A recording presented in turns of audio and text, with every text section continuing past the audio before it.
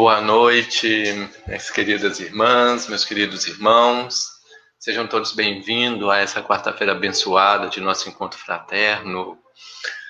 Com muita alegria estamos hoje para continuar as nossas reflexões acerca da obra Jesus no Lar. Hoje nós vamos refletir um pouco sobre o capítulo 2 dessa obra, onde Neio Lúcio intitula como A Escola das Almas. Um capítulo muito gostoso, muito profundo de um diálogo de Jesus com a sogra de Simão Pedro.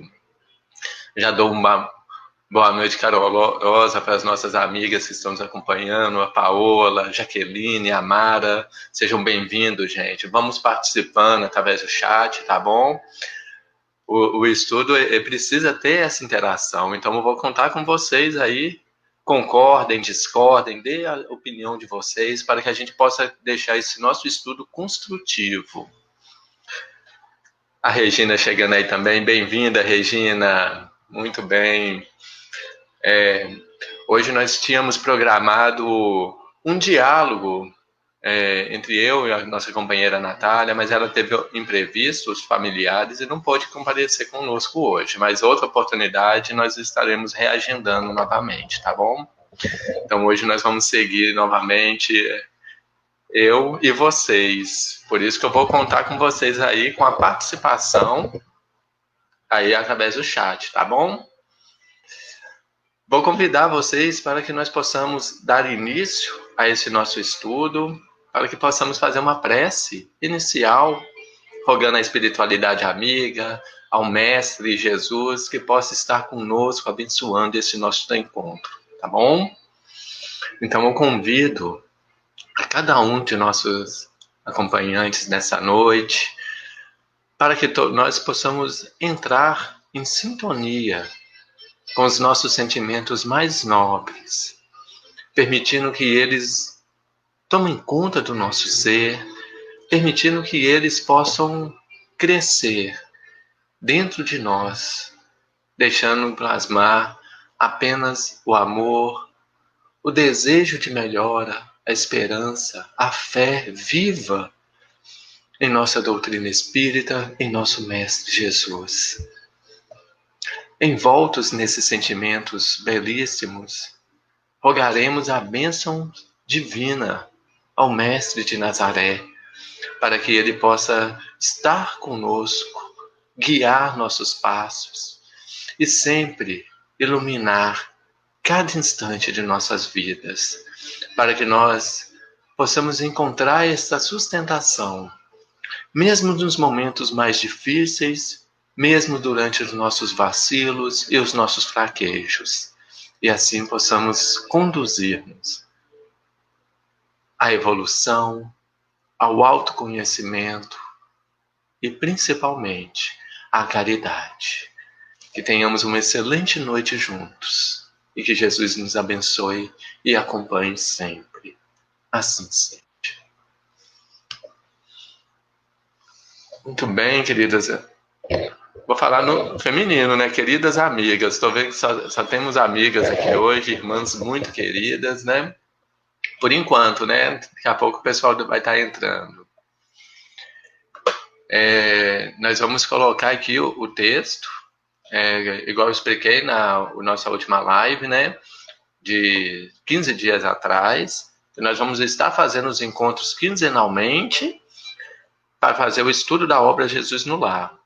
A obra foi escolhida porque tem mensagens muito profundas, textos pequenos para não ficar maçante. Eu sei que fica maçante quando a gente coloca textos muito grandes, né? Então, vou pedir para vocês me acompanharem. Eu vou projetar a imagem aqui na tela. Me dê um ok se a fonte tiver ok, boa aí para todos vocês, tá bom? E eu também tô com uma musiquinha de fundo aqui, gente, que eu gosto para me relaxar. Hoje eu tô sem um fone de ouvido. Se caso ela estiver interrompendo, vocês podem comunicar aí que eu abaixo ou tiro, tá bom? Vou contar com a ajuda de vocês aí nessa live.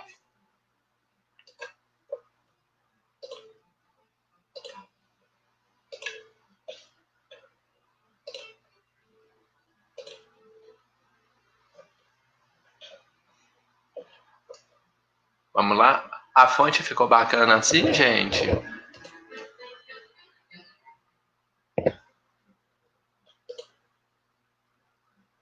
Obrigado, Mara. Então, vou prosseguir a leitura, tá bom? Como eu disse, né? Eu tô gostando de pegar a leitura nesse site aqui, viu? Que é a Bíblia do Caminho ou Testamento Xaveriano. Nós encontramos várias obras aqui assim citadas para estudos, né? Deixar claro isso. Disponível. Então a gente encontra as obras de Kardec, as obras de Chico, algumas obras de Divaldo. É um site muito interessante. Fica a dica aí para os leitores de plantão, tá bom? Vamos lá, né? Então vamos ver o trecho aqui da capítulo 2, a Escola das Almas.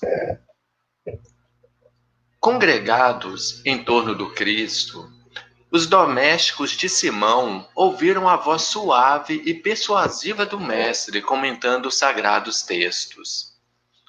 Quando a palavra divina terminou, a formosa preleção, a sogra de Pedro, indagou inquieta: Senhor, afinal de contas, que vem a ser a nossa vida no lar? Contemplou a ele significativamente, demonstrando a expectativa de mais amplos esclarecimentos, e a matrona acrescentou: Iniciamos a tarefa entre flores, para encontrarmos depois pesada colheita de espinhos. No começo é a promessa da paz e compreensão. Entretanto, logo após surgem pedras e desabores. Reparando que a sogra de Galileia se sensibilizara até as lágrimas, deu-se pressa a Jesus em responder: O lar é a escola das almas, o templo onde a sabedoria divina nos habilita pouco a pouco ao grande entendimento da humanidade. E sorrindo, perguntou: Que fazes inicialmente as lentilhas antes de servi-las à refeição? A interpelada respondeu titubeante: Naturalmente, senhor, cabe-me levá-las ao fogo para que se façam suficientemente cozidas. Depois, devo temperá-las, tornando-as agradáveis ao sabor. Pretenderias também, porventura, servir pão cru à mesa? De modo algum, tornou a velha humilde. Antes de entregá-lo ao consumo caseiro, compete-me guardá-lo ao calor do forno. Sem essa medida, o divino amigo então considerou: há também um banquete festivo na vida celestial, onde nossos sentimentos devem servir à glória do Pai. O lar, na maioria das vezes, é o cadinho santo ou forno preparador. O que nos parece aflição ou sofrimento dentro dele é recurso espiritual. O coração acordado para a vontade do Senhor retira as mais luminosas bênçãos de suas lutas renovadoras, porque somente aí, de encontro uns com os outros, examinando aspirações e tendências que não são nossas, observando defeitos alheios e suportando-os, aprendemos a desfazer as próprias imperfeições. Nunca notou a rapidez da existência de um homem? A vida carnal é idêntica à flor da erva. Pela manhã emite perfume, à noite desaparece. O lar é um curso ligeiro para a fraternidade que desfrutaremos na vida eterna. Sofrimentos e conflitos naturais em seu círculo são lições. A sogra de Simão escutou atenciosa e ponderou: Senhor, há criaturas, porém, que lutam e sofrem, no entanto, jamais aprendem. O Cristo pousou na interlocutora os olhos muito lúcidos e tornou a indagar: Que fazes das lentilhas endurecidas que não cedem à ação do fogo? Ah, sem dúvida, atiro-as ao monturo, porque feririam a boca do comensal descuidado e confiante. Ocorre o mesmo, terminou o mestre, com a alma rebelde às sugestões edificantes do lar. A luta comum mantém a fervura benéfica. Todavia, quando chega a morte, a grande selecionadora do alimento espiritual para os celeiros de nosso Pai, os corações que não cederam ao calor santificante, mantendo-se na mesma dureza, dentro da qual foram conduzidos ao forno bendito da carne, serão lançados fora, a fim de permanecerem por tempo indeterminado na condição de adubo entre os detritos da natureza. Texto do Neio Lúcio, né? Como eu disse, no próprio site vem aqui assim a Lei de Direitos Autorais, como uma citação parcial para estudos. Tudo bem? Enquanto a gente lia, mais irmãs nossas entraram aí, né? Do Carme, Aurelina, esse pessoal de Pará de Minas que eu tenho no coração, gente. Bem-vindo a vocês, fiquem à vontade. E eu tô chamando todo mundo, viu, do Carme e Aurelina, para participar do chat aí com a gente. Tivemos também aqui a Margarete também que entrou. Não tinha... Muito bem. Vamos lá, gente. O texto, a Escola das Almas, nos mostra uma indagação da sogra de Pedro. Porque a gente percebe pelo início do texto, quem acompanhou a nossa live de 15 dias atrás, onde nós estudamos, né, o culto do Evangelho no lar, né, onde Jesus chama os familiares de Pedro para a conversa edificante. E no final da mensagem nós percebemos que ele começa a ler, desenrolar os pergaminhos da sabedoria, né, como o Neio Lúcio coloca, e comentar edificadamente. Essa mensagem nós estamos percebendo que está numa sequência, né, porque inicia falando já quando eles estão terminando essa conversa edificante, a reflexão que o mestre passa para eles atenuou na mente da sogra de Pedro a questão do lar. Porque lembram que Jesus veio colocando a forma de nos prepararmos no lar para a colheita bendita, né? Para o mundo, para as provas, aquela preparação necessária que nós precisamos trazer. E isso ficou na cabeça da sogra de Pedro quando, ao final da palestra de Jesus, ela quer indagar qual é a função do lar para nós. Qual que é a função, qual que é o objetivo do lar para as almas que estão aqui? Por que que nós nos encontramos com esses familiares e não outros? Por que nós vivemos nessa cidade, nesta casa? Por que possuímos essa situação financeira? Por que possuímos esse ofício? Por que convivemos com pessoas fáceis, mas pessoas difíceis? Isso tudo é o lar. E isso indagou a sogra de Pedro. Eu gostei da frase ali de tristeza, né? Quando ela começa a derramar as lágrimas, onde ela vem falando, né, que iniciamos a tarefa do lar entre as flores. Gente, o lar, quando ele se constrói, é bonito demais. É o casal apaixonado que está ali, né, colocando os votos de esperança, de um futuro promissor para aquele casal, para os filhos que Deus irá dar àquele casal, cheio de planos, cheio de esperanças. E aquilo é como se fosse um mel na vida, né, desse casal que inicia o lar. Porém, quando inicia, começa ali os tropeços. Os primeiros tropeços do casal, depois quando vem os filhos, a educação, o quanto é difícil. E a sogra de Pedro coloca para a gente, né? Porque logo após essa construção do lar, começa a vir as pedras e os desabores da vida. Deixa eu dar uma boa noite para o Reinaldo, que entrou aí agora também, gente. Boa noite, Reinaldo, meu amigo. Seja bem-vindo. E isso tudo, gente, é a construção edificante do lar. E Jesus, percebendo que aquela senhora estava ali intrigada, como nós ficamos, gente. Gente, quem de nós nunca pensou, gente, por que eu vim parar no meio desse lar? Por que eu estou nessa família? Principalmente na nossa época de adolescência, que é quando a gente está com a cabeça a mil, digamos assim, né? Nós estamos agitados, nós queremos conhecer o mundo, dar ao mundo o que nós conhecemos, fazer a nossa parte. Nós temos ali os pais que nos travam. E às vezes as nossas próprias tendências nos travam, nos impulsionam. E a gente fica naquilo e gera alguns tormentos.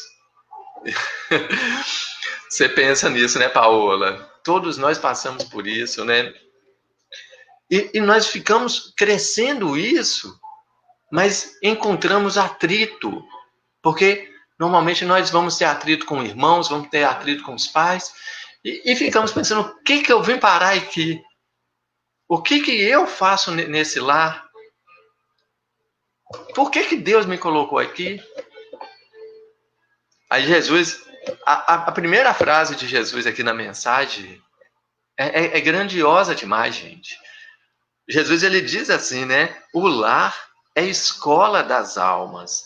O templo onde a sabedoria divina nos habilita, pouco a pouco, ao grande entendimento da humanidade. O que é uma escola, gente? Não é um local onde você vai se preparar para algo. A gente fala muito, né? A gente ainda com uma mentalidade um pouco ultrapassada, nós atribuímos que a escola é o local de educação. E para, dessa forma, tirar essa responsabilidade dos pais, né? Realmente, a escola ela vai educar, mas ela vai educar o conhecimento, ela vai educar a parte da socialização. Mas o lar é esse templo também. Ele é uma escola, mas é um templo. Porque é onde você vai aprender todas as primeiras lições. Principalmente do convívio.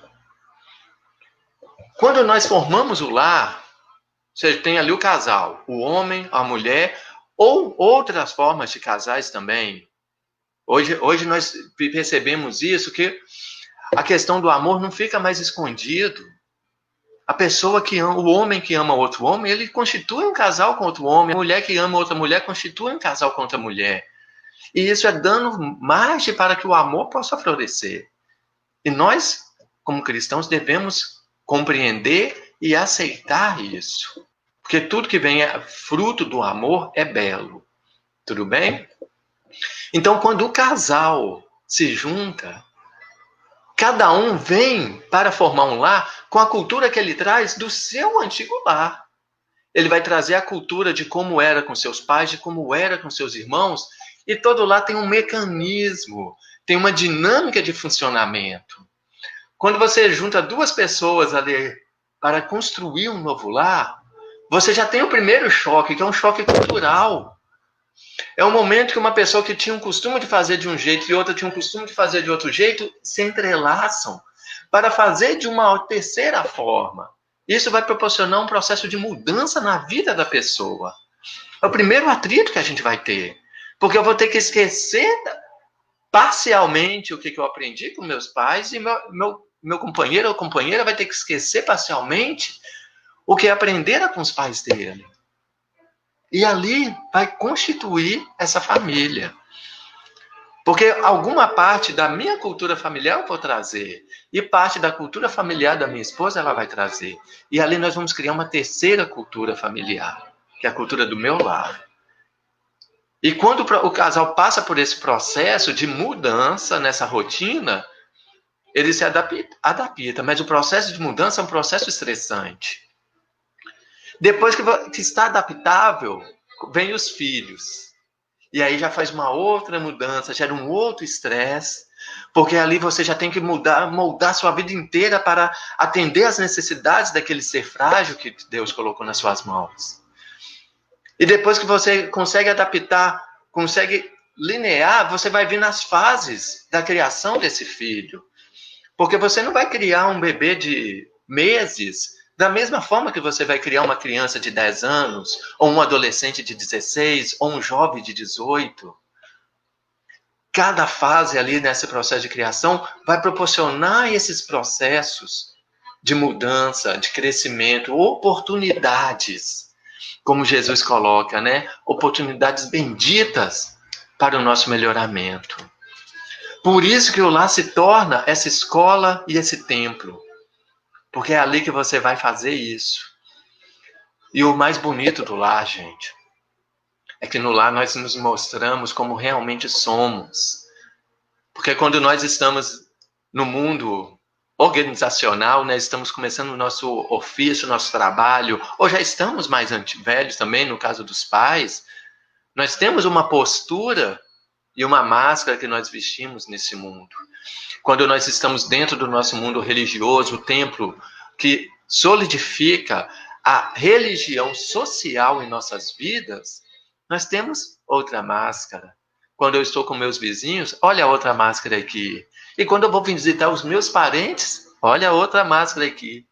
Mas quando eu me adentro, dentro do lar, dentro do seio doméstico, eu arranco todas essas máscaras e penduro no portão. Lá eu entro como realmente sou. E lá os meus defeitos vão aflorar, o meu orgulho, meu egoísmo, minha inveja, meu comodismo, minha preguiça, tudo isso vai aflorar naturalmente, da mesma forma que tudo isso de todos os habitantes do meu lar vão aflorar naturalmente.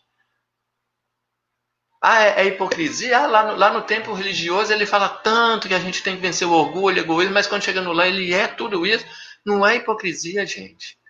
Nós precisamos falar, refletir nisso em algum lugar, porque quando a gente faz essas ações, a gente enxerga.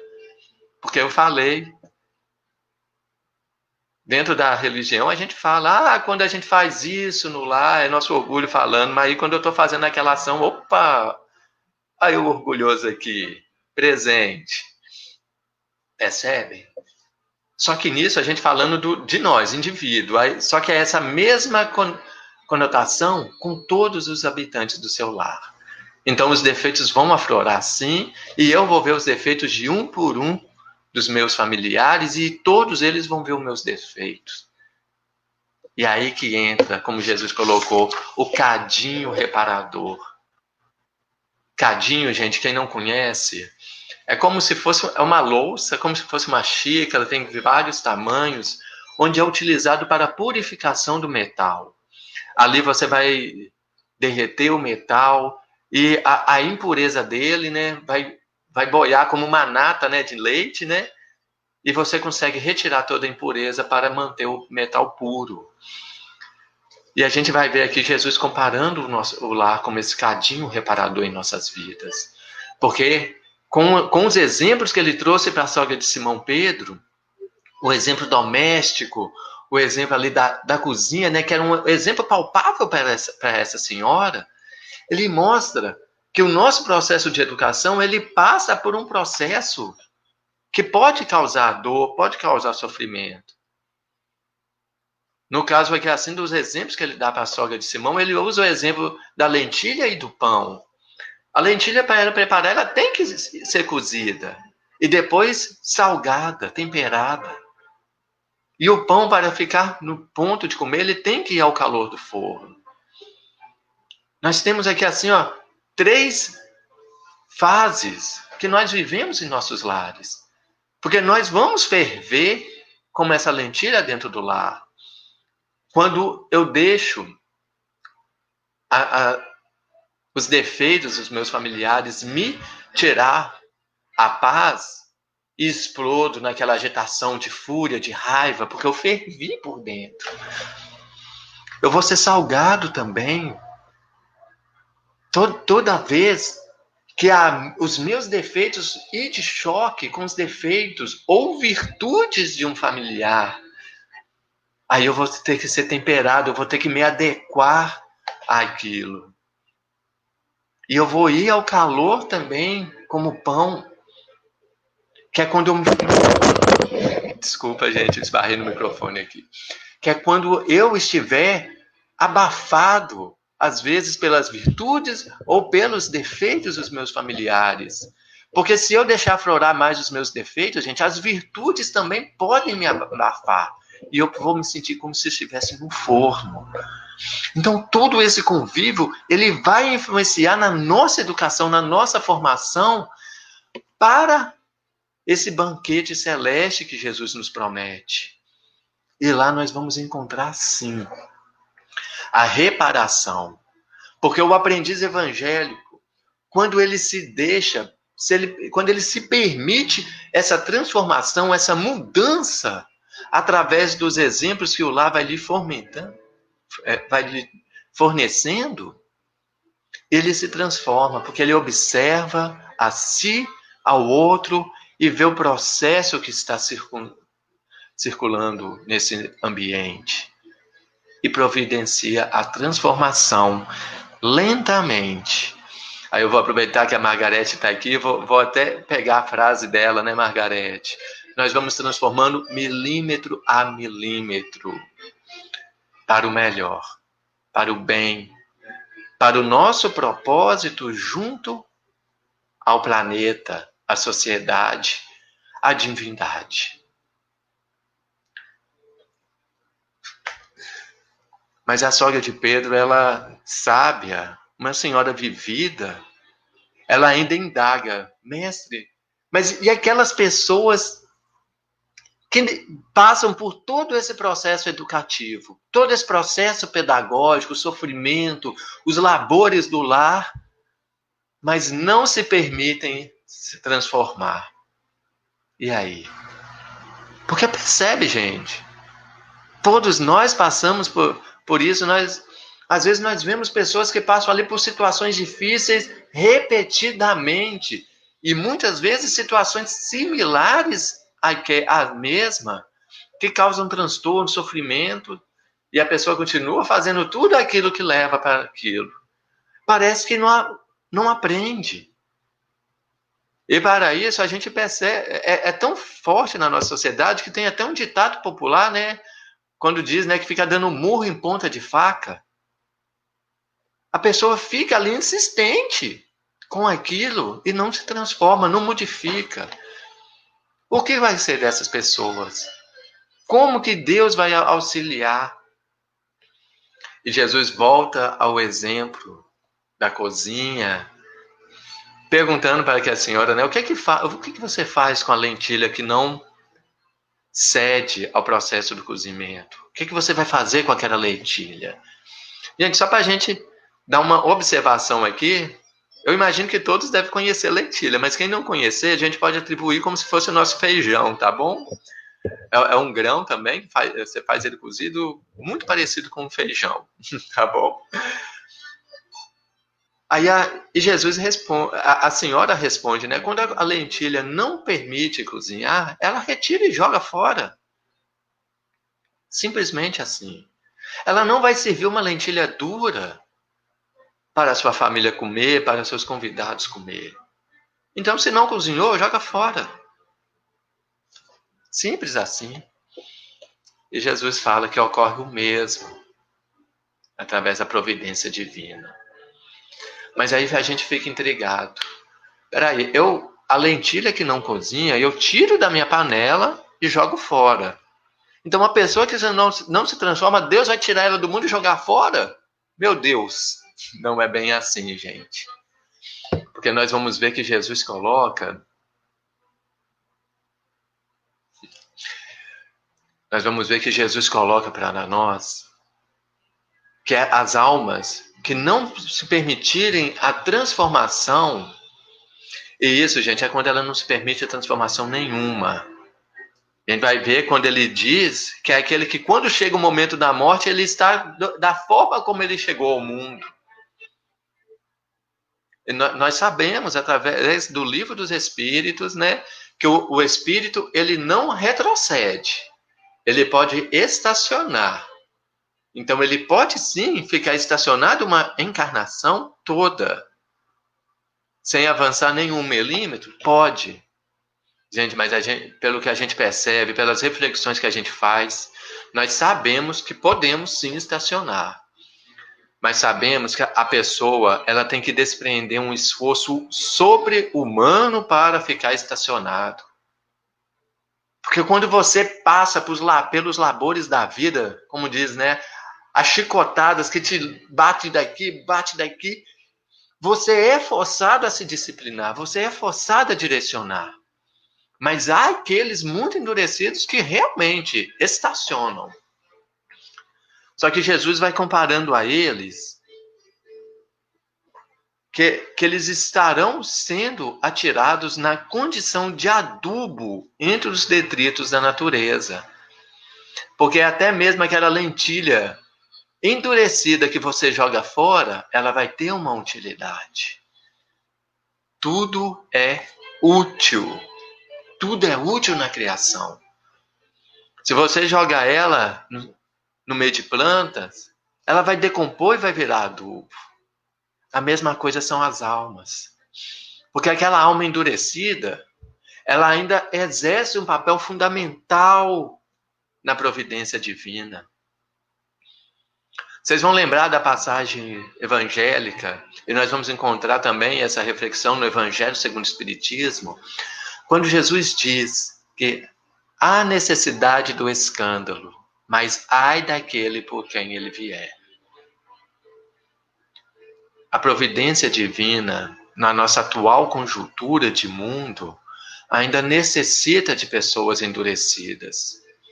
Porque a maioria de nós ainda precisamos passar por processos pedagógicos para nos direcionar o caminho edificante. Só que alguns processos pedagógicos necessitam de algozes. E esses algozes são essas pessoas endurecidas. Se a gente pega para assistir um telejornal, principalmente esse jornalismo sensacionalista que nós temos em algumas programações, né, de emissoras e até mesmo jornais impressos. Os impressos, né, a gente tem aqueles jornais que você tosse e sai um balde de sangue deles, né? Nós vemos o quanto que ainda existe maldade no mundo. E nisso, nós percebemos, às vezes nós nos deparamos com o desespero, nosso mundo não tem jeito. E nos esquecemos de como que a providência divina atua em nosso orbe. Porque aqui eu vou pegar uma frase do Haroldo Dutra, quando ele fala, né, que o mundo é cheio de injustiça, mas não existe nenhum injustiçado. Porque todos aqueles que passam pelas injustiças da vida, eles estão passando por um resgate pedagógico. Cabe a nós que estamos nas proximidades dessas pessoas contribuir para amenizar, sim. Porque todo aquele resgate doloroso e sofrido que eu estou vendo acontecer com meu irmão, se eu tenho condição de ajudar, cabe a mim, com certeza, auxiliá-lo. Os que eu não tenho condição de ajudar diretamente, ao menos através de uma prece eu tenho condição. Então nós não podemos falar que eu não tenho condição de auxiliar ninguém, porque a prece está ao alcance de todos nós. Só que todos esses processos, eles têm os seus algozes, que vão servir ali como esse adubo da natureza. Eles vão adubar almas que estão no processo pedagógico para o seu crescimento. Eles vão adquirir dívidas futuras para si, mas eles vão chegar no momento. Porque se nós formos olhar no processo de transformação, gente, aquela matéria orgânica que compõe o adubo, ele vai sustentar a planta até certo ponto. Em determinado momento, ele vai sustentar o fruto. E o fruto, ele vai alimentar. E essa sustentação, ele vai se convertendo. Os elementos, os átomos, a matéria que se compõe todo aquele adubo, ela vai entrelaçando ali também. Ela vai se transformando, ela vai se purificando. Quem mexe com horta aí sabe muito bem, gente. Você coloca ali o seu adubo, né? As cascas ali de verduras para adubar, aquele esterco de gado, de cavalo. De tempo em tempo você tem que renovar, porque ele vai se purificando na terra. Então, mesmo aqueles que estão no processo de germinação, de dar fruto, de crescimento, depois de dar fruto, ou que estão no processo de serem adubo, todos nós estamos num único processo, que é de contribuição para o nosso mundo. No Livro dos Espíritos, nós vamos encontrar também, né, se há utilidade para os espíritos imperfeitos também. E a espiritualidade superior responde que todos são úteis na edificação do mundo. E é interessante que eles comparam isso com a engenharia civil, por exemplo, e falam que na construção de um edifício todos são úteis, desde o arquiteto, quem organiza o plano para aquela construção, até o último dos serventes de pedreiro. Todos são úteis. Porque se não tiver o servente pedreiro, vai faltar material para o pedreiro, vai faltar para o mestre de obra, não vai ter condição para edificar, e o plano do arquiteto vai ficar só no papel. Então, gente, independente aonde nós estivermos na vida, vamos aproveitar os momentos no lar. Vamos encontrar a sabedoria que o nosso lar nos oferece e possibilitar esse espelhamento de sabedoria também aos nossos familiares. Porque como a sogra de Pedro vem dizendo nessa mensagem bela, o lar, ele começa ali com as flores, mas logo ele se converte em colheita de espinhos. Mas Jesus deixa claro que todo o processo dentro do lar é uma preparação para o processo que teremos na sociedade e, consequentemente, na humanidade. E humanidade aqui eu não vou falar simplesmente em nós encarnados, não. A humanidade geral. Encarnados e desencarnados. Obrigado a todos, gente. Espero que tenham compreendido o raciocínio, a conduta aqui da mensagem. Deixo aí, né, no inicinho eu deixei aqui assim a dica, né, do site ali da Bíblia do Caminho, ou Testamento Xaveriano, para buscarem a mensagem. Quem chegou depois, assistam novamente o inicinho dessa live, tanto aqui no Facebook, quanto hoje mesmo vai estar disponível no YouTube, para pegar o início, pelo menos a mensagem também, para a gente fazer essa leitura edificante e refletir. Porque, gente, a gente reforça muito isso. Não adianta nada a reflexão individual, porque vamos entender, né? Eu fiz a minha reflexão da mensagem. Cada um de vocês, quando eu li a mensagem ou quando lerem a mensagem, vão fazer as suas reflexões da mensagem. E também vão fazer a reflexão da minha fala. Isso tudo faz parte do processo de crescimento. Porém, esse processo ele vai ser insuficiente se nós não colocarmos ele aplicado à nossa vida. Tudo bem? Então, eu agradeço muito, muito, muito a companhia de todos vocês. Eu vou dar uma boa noite aqui para o pessoal que chegou depois aqui, gente. Eu vi os boa noite da Liette, nossa querida amiga, o Paulo Brito, a Sandra Garcia. Eu vi vocês chegando, gente. Eu não retribuí boa noite no momento, porque estava em pleno raciocínio aqui da mensagem, tudo bem? Mas eu fico muito feliz quando todos vocês estão conosco. Então, como combinado, eu vou fazer a prece de encerramento agora, eu vou encerrar a live, mas aguardo todos vocês na nossa próxima live no dia... Daqui a 15 dias, gente, tá? Falhando aqui, tô tentando abrir meu calendário aqui no computador, não tá indo. Mas sem ser na próxima quarta, na outra, viu? Desculpa aí a falha. Aí eu aguardo vocês na nossa live. Aqui, ó, abriu agora, no dia 3 de fevereiro, nossa próxima live. Dia 27, para a gente manter a sintonia da asa, eu vou estar pegando alguma live, alguma palestra também de conteúdo edificante que outros grupos espíritas estão compartilhando aí, e vou estar compartilhando aqui na página também para que todos possam manter a sintonia, tá bom? Então, vou convidar vocês para que agora nós possamos exaltar o nosso sentimento de gratidão a Jesus, a toda a espiritualidade amiga que esteve conosco nesta noite, para que assim possamos agradecer a todos eles, agradecer a cada um de vocês que nos acompanharam, transmitindo essa energia tão gostosa e edificando e transformando os nossos raciocínios para esse momento de reflexão. Que a nossa gratidão possa nos envolver transmitindo a paz e a harmonia que nós necessitamos para manter o nosso dia a dia saudável e equilibrado. Que a nossa postura dentro do lar possa se converter na postura do aprendiz, na postura do religioso, para que nós possamos edificar o nosso aprendizado, mas também edificar a nossa espiritualização dentro deste lar bendito.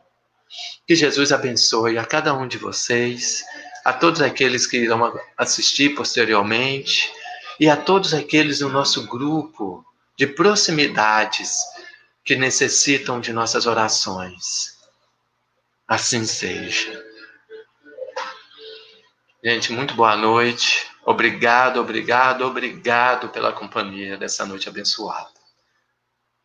Aguardo vocês até o dia 3 de fevereiro com nossa próxima live. Com Deus.